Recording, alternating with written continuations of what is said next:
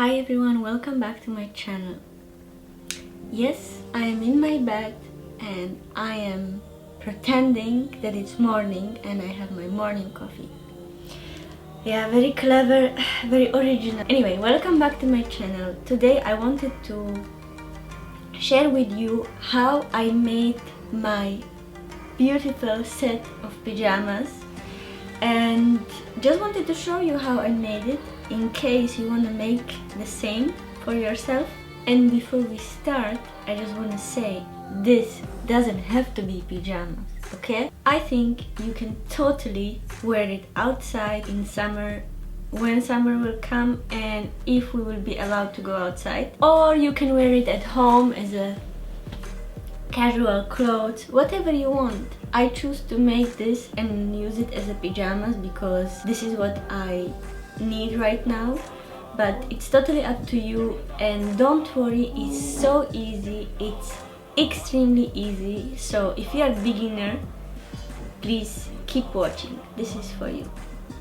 First of all, I want to say that the pattern that I'm using here was made from my already existing clothes, and if you want to learn how to do that, then watch my video where I copied one of my sweatshirts. I chose a simple top, quite loose fit and with the neckline wide enough that my head can go through without installing zippers or buttons, to keep it super simple and easy. To finish the neckband, I choose to use bias binding from the same fabric. I will link the great tutorial on how to make it. I just want to say, don't panic, it was the first time for me to do and it was easy. As usual, I started by attaching shoulders together, right sides facing, of course. I pinned it together, sewed it with a simple straight stitch and cleaned up the seams with the overlock. As I always say, you can finish the seams with any overlock stitch on your regular machine or using pinking shears. It's up to you, totally up to you. But if I can give you one advice, please finish your seams because your garment is not going to last very long. As a next step, I pinned the sleeves to the bodice, right sides together, matching the notches that indicate front sides of a bodice and the sleeve. Don't forget to indicate such markings on your pattern pieces because you're gonna end up with the wrong sleeve in the wrong armhole, and it will just make you confused and not really happy. By the way, this method that I'm using, attaching sleeves to the armholes while the side seams are still open, is personally my favorite. I find it easier to pin and easier to sew, so I choose to follow this technique whenever it's possible. I would like to add that this was the first time for me to work with the double gauze, and just the whole point is to wash it before you cut it because it shrinks a lot, but otherwise it was quite easy and enjoyable, I have to say. After I sew sleeves with a simple stitch, I clean up edges with the overlock as usual, and I continue with this method throughout the whole project. Now was the time to move this aside for a while and grab two rectangles approximately 10 by 25 centimeters long. I use them to make ties. As I said, the top is quite loose and it would be nice to be able to cinch in waist and have that put together look. So I simply took a rectangle, folded it in half, lengthwise, right sides facing, and I kept one side open to be able to turn it later, and I finished mine on an angle just simply as a design feature, but you don't have to do that. After sewing it together, I cut off at least half of seam allowance to reduce bulk, which result in nice and clean and sharp edges. Just be careful here, do not cut in your stitches, that's not good.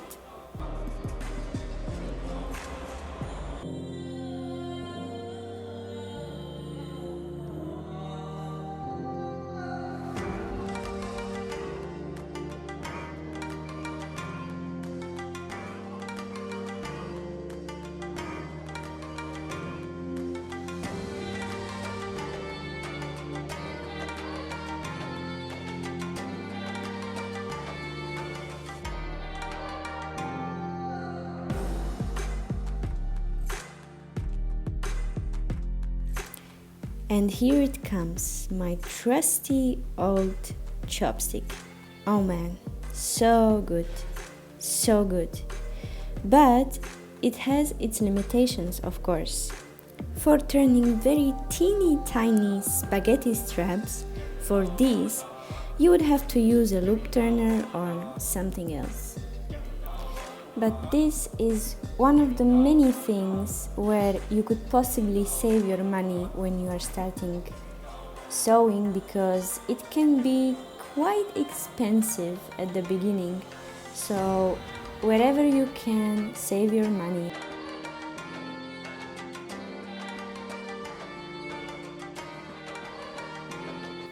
When I reach the pointy side of the tie, I push edges out and turn it right side out.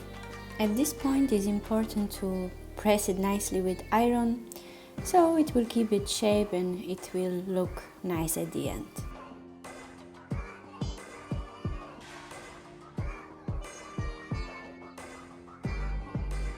Then I lay down my top, front side towards me and the right side of the fabric out. I measured where approximately I want ties to be, so that means where is my waistline. Then I took unfinished point of the tie and I pinned it to the waist. Then I folded the rest of the tie so it's out of my way when I will be sewing side seams, and I did the same thing on the other side.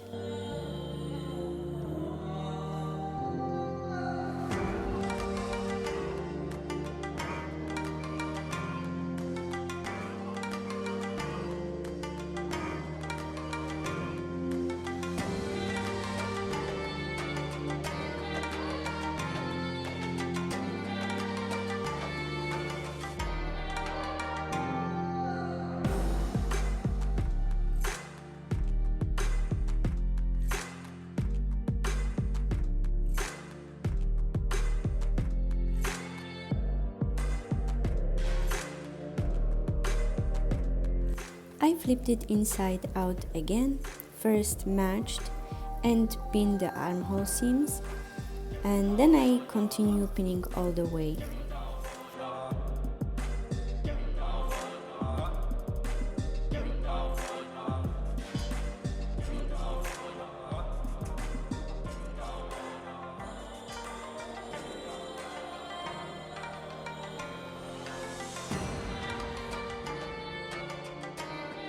When I reached the point where the ties were laying, then I carefully held it with my fingers and transferred pins from the inside to the top layer so that I could see them and I will not accidentally go over it while sewing.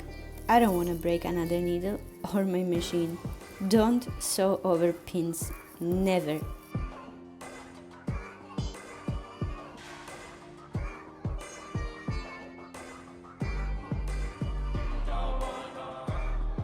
Here you can go over this point a few times just to be sure that the ties will hold well.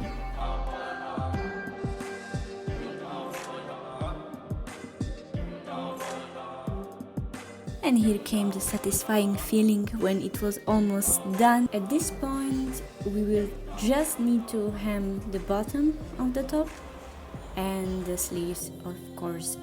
And you can choose whichever method you want. You can fold it twice and do a straight stitch, or you can overlock the seams and just fold it one time. It's totally up to you. Whatever you prefer, anything will be fine. But before that, I forgot, we need to finish the neckline, and the way I did it was a bias binding, as I said at the beginning.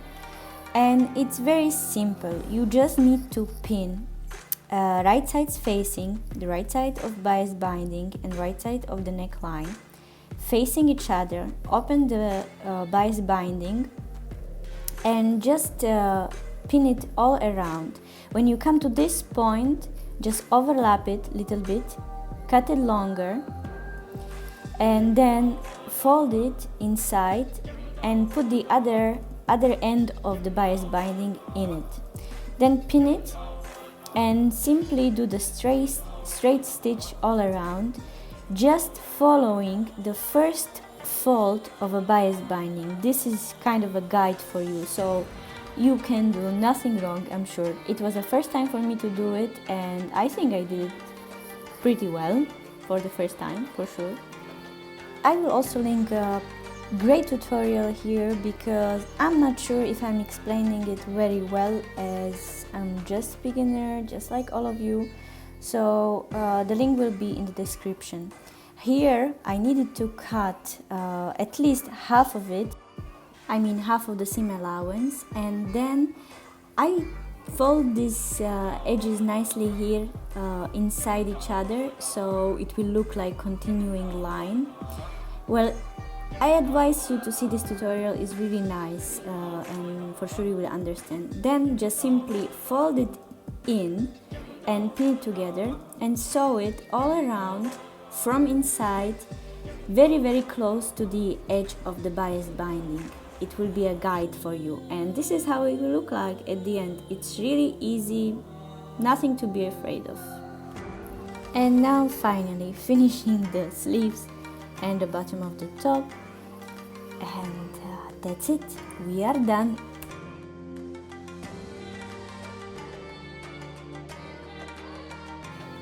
So that's it guys, this is the finished top. Trust me, super easy, you have to try. And now let's go to the pants, which is even easier. You will need to cut 2 of front and back pieces, which are exactly mirror pictures of each other. As you can see here, if you look closely, the crotch curve of back and front piece is not same, of course, as it needs to accommodate for different curves of your body, back and front. So here I started to pin 2 pieces together, one front and back piece, right sides facing, of course. I pinned the side seams, then the seam inside the pants, but you have to leave the crotch seam open now. We don't do anything with it so far. So now just simply sew it together and finish the seams with overlock if you have one. And do exactly the same thing for the other leg. When you are finished, you will flip one of them right side out. Then take the other one, place it nicely on the table with the inner seam facing you. Take the other one that is right side out. Take the bottom of the leg and nicely and slowly slip it inside the other one. Just look here, for sure you will understand what I'm doing.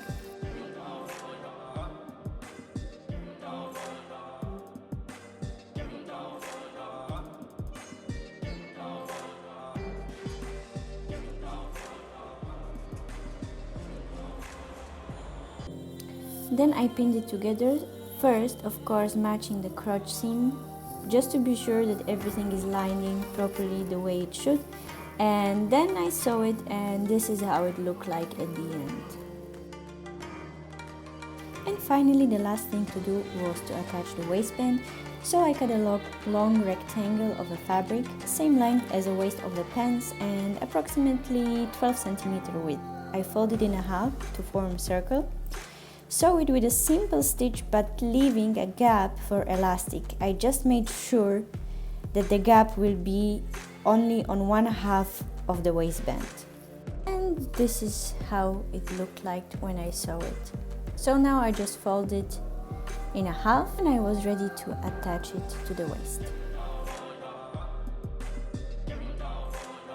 The side of the waistband without a gap should be facing the right sides of the pant.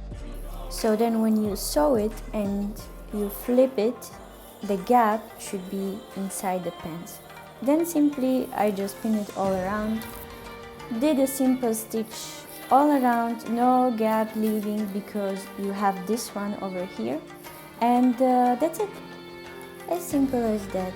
And finally I just cleaned the seams with an overlock, and now I was ready to put elastic inside.